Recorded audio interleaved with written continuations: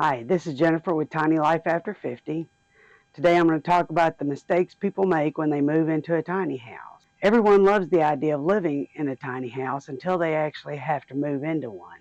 What most people don't realize is that a few simple mistakes can turn your dream home into a daily frustration.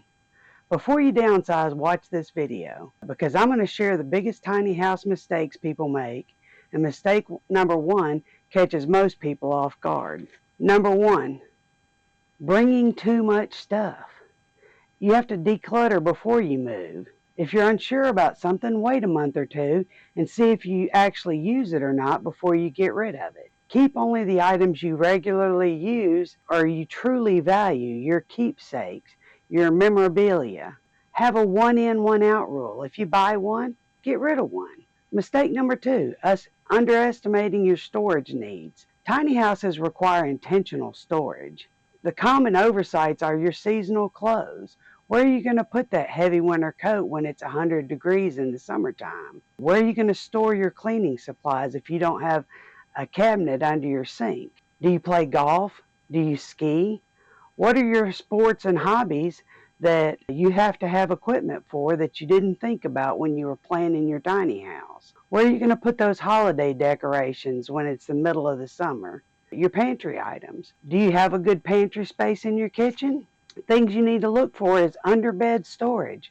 In our tiny house, both of our beds act as storage underneath. If you've got a stairway going up to your loft, put drawers in it, in those stairs. Your ceilings and your wall, there's vertical space in your house. We have hooks and shoe racks on the walls, and those are ways that we maximize our storage. There's furniture, there's ottomans and sofas that have hidden storage inside to give you an extra place to put all that stuff that you don't know where to put.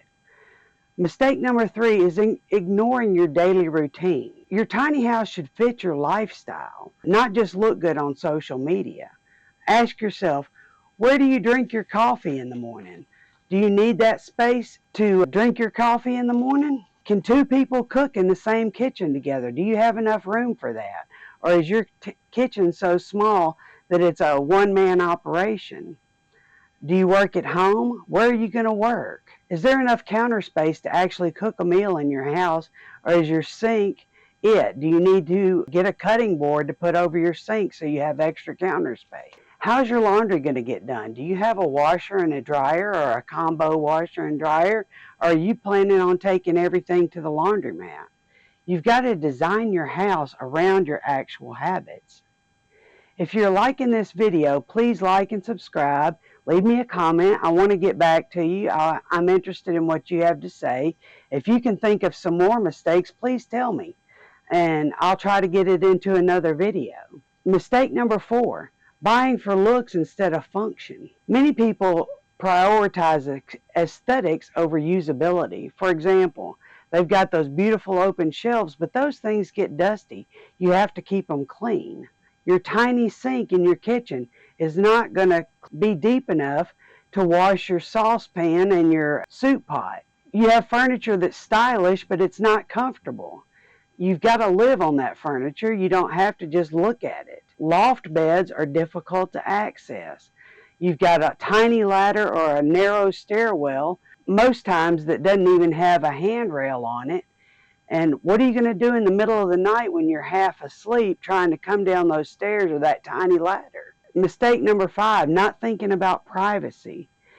If you're living in a small space, that means you've got less personal space. If there's more than one person living there, what if you're trying to work and your partner or your spouse wants to watch TV or listen to music? You have fewer places to retreat to in a tiny house. You're going to have to discuss what your expectations are with your spouse before you ever move in so that there's not fighting and arguing over who's going to use the space or who's going to make the noise at that time. Mistake number six is forgetting about your utilities. Some people assume that living tiny means everything is simpler. You've got to research some things. You've got to think about your water supply. You have to think, are you on a sewer or do you need a composting toilet in your tiny house? Where are you going to get your electricity? Are you going to get it on the grid somewhere? Are you going to have a place to plug in your tiny house? Or do you need to get a solar system set up so you can go off grid? Everybody needs internet. How are you going to get your internet? Are you going to use a satellite link, or do you have a direct connection to the internet? Your heating and cooling. Are you going to heat your house with a mini wood stove? Or are you going to get a mini split that'll do your heating and cooling for you? Do you need a swamp cooler or an air conditioner? Are you going to need propane? Are you going to get tiny propane tanks, or are you in a place where you can get a large propane tank with a company to come fill it up for you when it runs empty? And these systems, they all require regular maintenance and upkeep. Mistake number 7 is choosing the wrong location. Where you place your house matters just as much as the house itself. You've got to consider, what are the local zoning laws? Are there parking restrictions where you're at? Do you have utility hookups? Are you going to have to live off grid? What are your commute times from your tiny house? Do you have access to grocery stores and health care? What about the weather conditions? When the weather's bad, are you going to be able to access your tiny house at all? A great house in a poor location can make daily life a whole lot harder. Mistake number 8 is underestimating the maintenance. Small does not mean maintenance free. You'll still need to maintain your roof. If a storm comes and drops limbs on your roof, you're still going to have to go up there and make sure that everything's all right and that you don't need a repair. What about your plumbing? If an animal gets under your house and punctures your plumbing, you're still going to have to get someone out there to take care of it. What about your heating and air conditioning?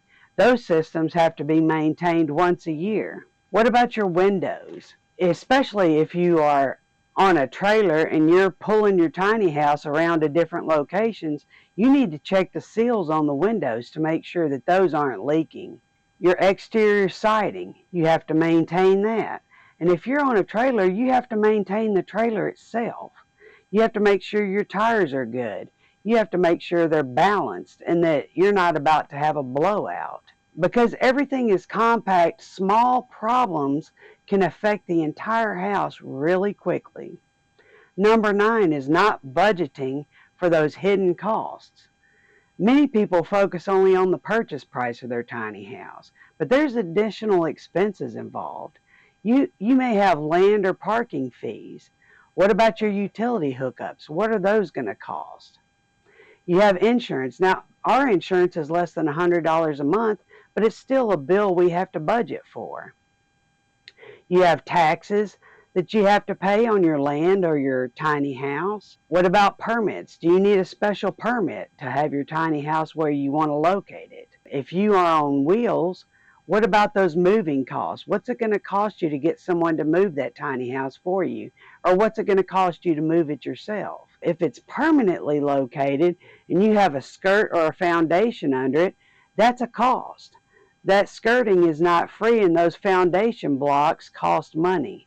It could cost you hundreds of dollars just to get enough blocks to put your house on a foundation.